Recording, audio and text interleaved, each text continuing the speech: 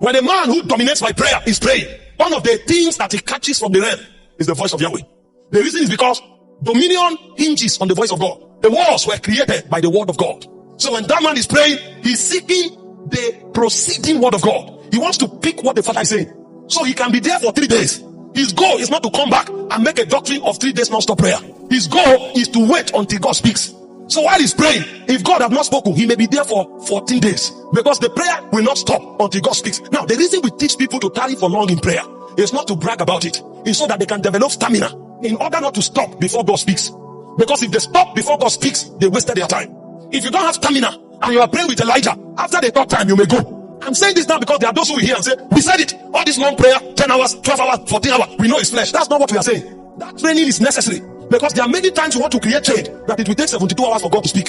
So if you have not trained yourself on 14 hours prayers non-stop, you will not be able to wait until the voice of God comes. And what will create the change is not the prayer. What will create the change is the feedback that comes from heaven. And so prayer is the way of creating that gangway for that voice to come, because the voice of God is upon many waters. The voice of God is full of majesty. The Bible said the voice of God thundered it. He divided the flames of fire.